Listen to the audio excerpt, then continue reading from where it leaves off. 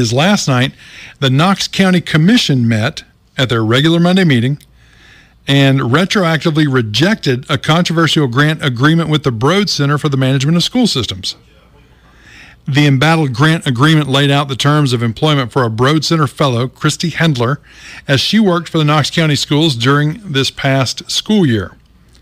Now, the Broad Center is essentially a training program for people with executive leadership experience who want to become school district superintendents and other leaders within large education school systems. Our own Dr. Jim McIntyre, Knox County School Superintendent, is himself a Broad graduate. He accepted the grant agreement for Hendler's employment back in September without seeking the approval of the Knox County Board of Education or the County Commission. In April, though, County Law Director Bud Armstrong informed the Board of Education members that McIntyre had no authority to do that since the grant had a matching fund requirement, among other reasons. In the arrangement, the Broad Center agreed to give KCS a grant total up to $29,700 to be put toward her salary. In exchange, the district would foot the rest of the salary plus benefits. Now, the baseline salary for a Broad Fellow, according to the Broad Academy, is $90,000. So they were going to put up right at $29,700 of that $90,000, which meant that Knox County schools, and that means taxpayers, you, have been footing the bill this whole time, not only for the difference, but also the cost of benefits. Now, the district estimates that benefits cost around $27,000, meaning taxpayers are on the hook for a total of $87,300 for a $90,000 salary and benefits package, and it was matching funds. Now, we've had several people call in the last few days, last week even, and mention at $90,000, $60,000, $30,000 doesn't seem very matching. But that's the case. The Knox County Commission voted last night to reject that decision. Now, because Dr. McIntyre accepted the grant agreement back in September, the Knox County Board of Education and the County Commission had to vote retroactively to approve or deny the grant agreement. In a 5-4 decision late this spring, the Board of Education approved the agreement. Last night, Knox County Commissioners returned a surprise vote because at their regular work session last Monday, a majority of commissioners indicated they would be in favor of approving the agreement, recommending its approval 7-3, with one commissioner opting to pass. Within a week, 6 commissioners changed their minds. And as a result, they voted no 9-1 last night. We've got a number of well-informed callers who call us regularly about these issues. Yeah, we've got a couple. Before we go to the phones, Trey, we've got a couple of folks here on the phones holding that want to talk about the flag issue from the last hour.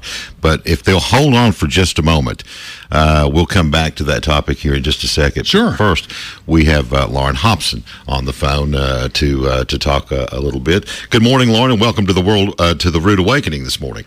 Good morning, guys. How are y'all doing? Doing good. How about you? Oh, pretty good. Excellent. I just want to say I am so proud of the people of Knox County for what they did regarding this vote, because like Trey said, a week or two ago, commissioners were just going to pass this through. I mean, it was on the consent agenda. It took it took them about 30 minutes to read all the items on the consent agenda last night. There were so many of them, and they get put on there because normally they're just going to sail right through. And that's what everybody kind of expected to happen with this. I mean, the school board voted 5-4 to approve, letting this grant just slide back through. And but I'm telling you what, the people of Knox County did their due diligence in calling and emailing their commissioners and letting them know how they feel. Almost every commissioner last night brought up the number of emails that they had gotten about this situation and said that they hadn't gotten one that told them that they should approve this grant. Well, that's awesome. that was huge. And there were a couple speakers last night, Rob Taylor and Jennifer Owen, who basically just laid it out on the line. This is what approving this grant means. And Jennifer Owen in particular talked about the ramifications of doing this because the grant wasn't approved legally. And for commission to just sit there and let this go through is basically sending the message that you can do something illegal and we'll just clean up your mess, which, I mean, Bob Thomas got the ball rolling by saying, look, I'm not in the business of cleaning up other people's messes. If it's not right, I'm not going to vote to approve this. And that kind of got everybody going. And there was a point last night, Jennifer Owen brought up, the ramifications, including the possibility for ouster proceedings to be started on people that would go ahead and approve this. And at that point, Brad Anders leaned over completely behind Dave Wright to talk to Bud Armstrong, having a conversation in the middle of the meeting with the law director. The speakers got the commissioners thinking and talking about what actually could happen to them if they did this. And it was just the most amazing thing to watch last night, people stepping up and getting our leaders to act in a way that was finally right about something. Sure. Well, and that's what we're supposed to do, is to let them know our opinion. Exactly. And more people let them know that they were against it than for it. And that's why they're there, is to represent their constituents and their constituents' concerns. And this was the amazing thing. Sam McKenzie, who was the lone vote to go ahead and approve this, said that, he didn't care if 30 people emailed in, that he represented all the taxpayers of Knox County and was concerned about possibly having to pay back the money, that he could get 500 emails and it still wouldn't change his mind. And the thing is, if you know anything about politics, if you get 30 emails on one subject, that's actually a lot. Well, sure. It's kind of scary, but it really is. Even the amount of people that vote when election time comes around is comparatively small to the number of people that are actually out there that should be voting. But if you care enough to step up and say something, then you ought to listen to those people. And he was just pretty much saying, I don't care if I got 500 emails, I would still vote to pass this through. I couldn't believe that. Well, Lauren, in your opinion, now that's what's taking place last night with the commission vote, where does it go from here, in your opinion? What do you think's ahead?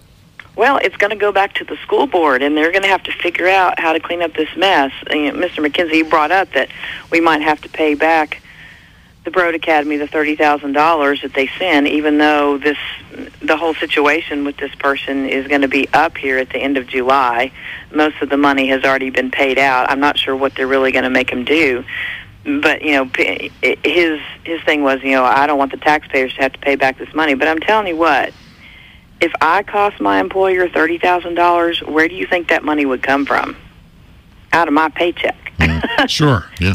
So I'm thinking if we do end up having to pay $30,000 back, our superintendent's got a $200,000 a year plus come out of there.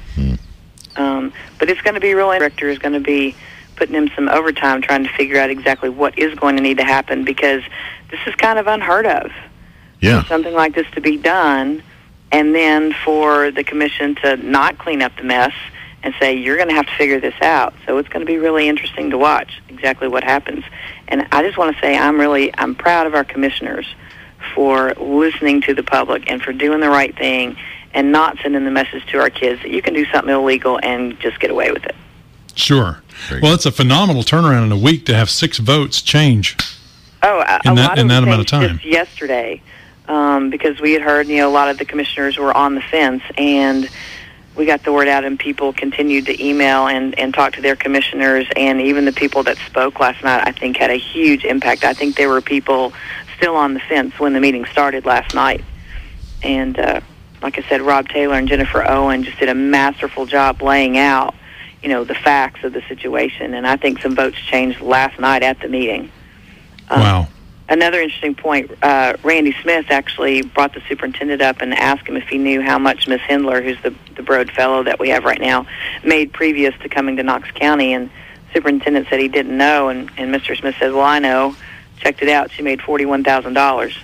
She doubled her salary coming here. Goodness gracious. Well, it's going to be interesting to see what happens, Lauren. We appreciate your help in keeping us informed on this, and I hope you'll continue to do so. And we got to keep up with this thing. That's right. Well, I'll try my best. And thanks to any of the listeners out there who made a difference. It was just phenomenal to watch last night. For sure. It's 7:21. Thanks, Lauren. We'll talk to you later, okay? All right. Thank Bye. you. 7:21.